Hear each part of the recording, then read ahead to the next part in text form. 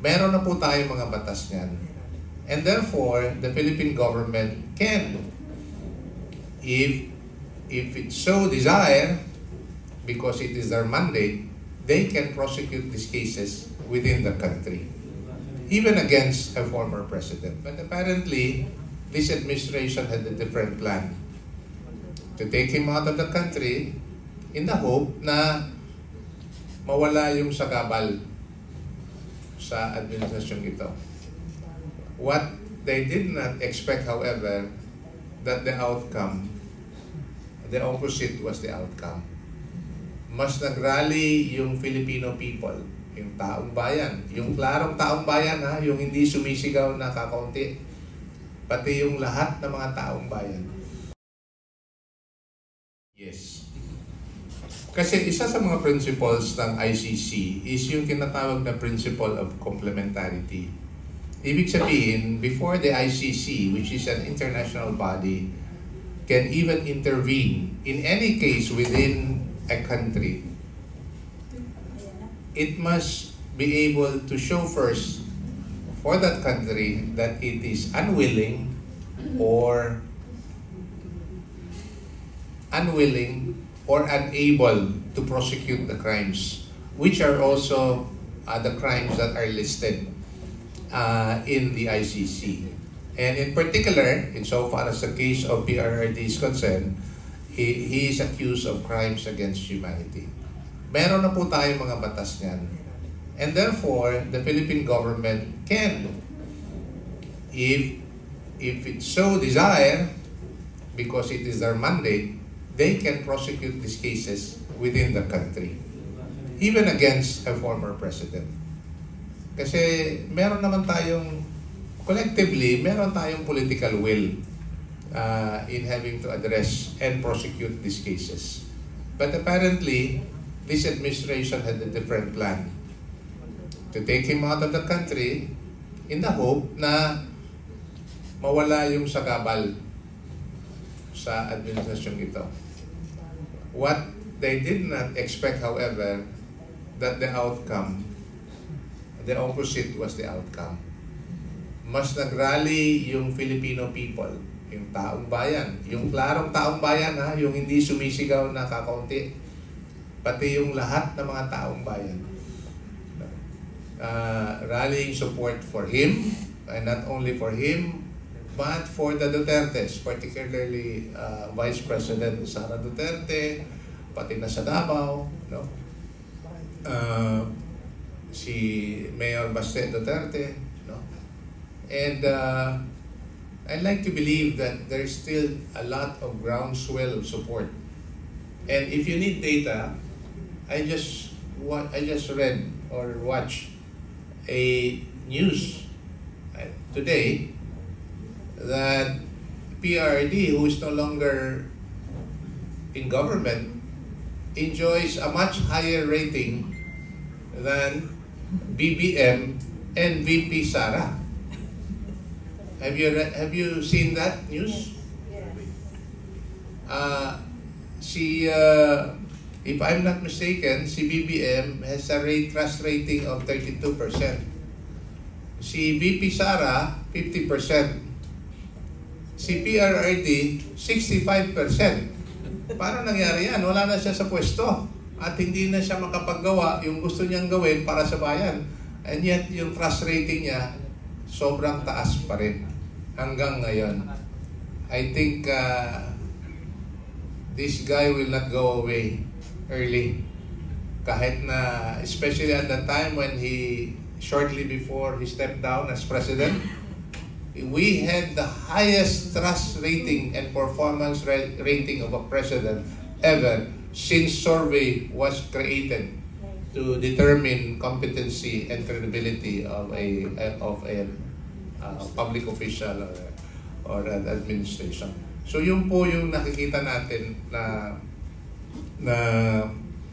talagang mas malakas pa rin. But going back to the question, as I have said, hindi po naitupad yung tinatawag na principle of complementarity.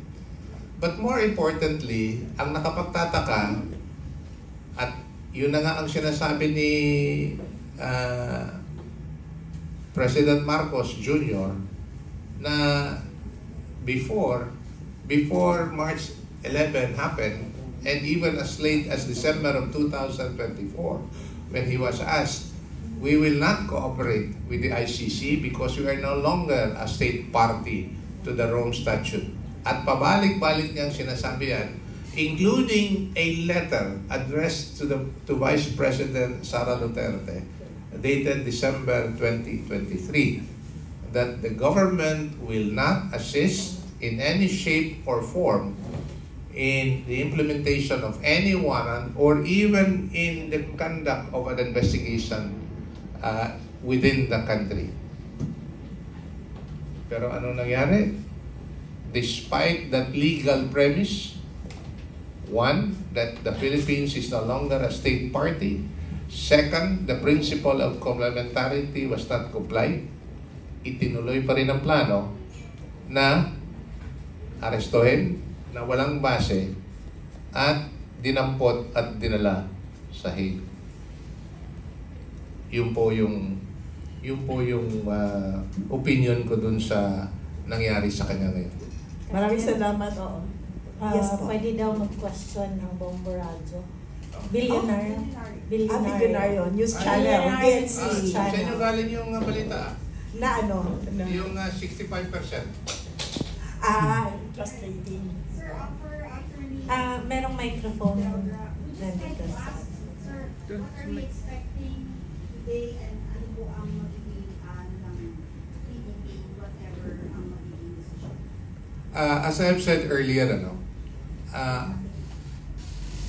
this is not the end of the case. This is just an issue to address whether he should be granted provisional liberty or not.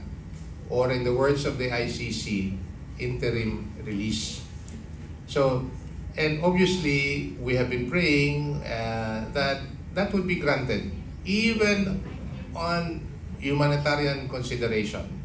Kasi yung tatlong bagay, the 3 points that they have raised, especially by the prosecution, which resulted to the denial of the application. They call it application there, but under Philippine setting, we call it motion for interim release or motion for bail kung dito sa Pilipinas.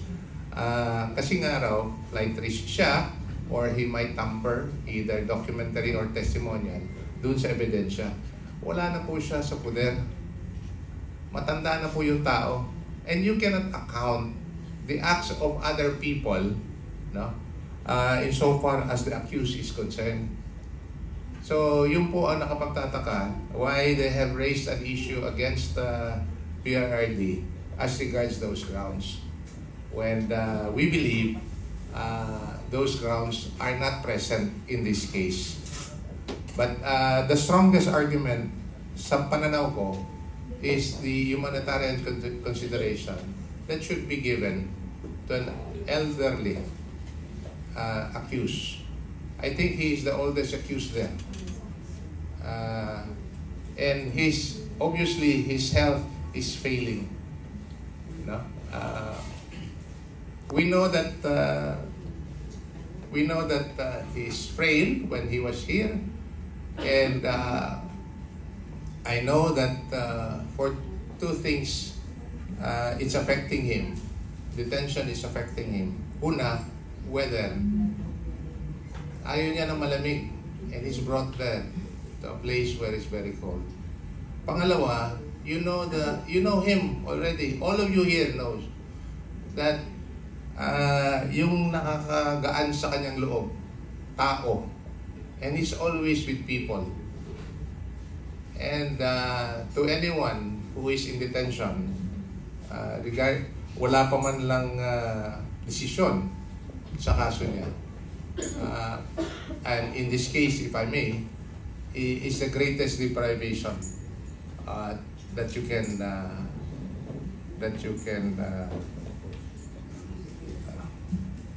hear, ma'am. Whatever the decision is po, ano po ang stand ng PDP and supporters? We will well, obviously, if it is granted, we would certainly be very happy. on that, and we will make arrangement. Obviously, hindi po kami ang magdidesisyon dyan. No? First and foremost, it's going to the family is going to make that decision on how the arrangement will be made. But it is not to say, however, na sila lang. Kasi I understand if it would be granted, there will be certain conditions imposed by the court. Pretty much like similar to any bail that will be granted to an accused in the Philippines, where there are certain conditions also that will be imposed by the court. So I would expect that there will be certain conditions if and when it would be granted. It's not granted, sir. Tuloy ang laban hanggang sa dulo. Yes.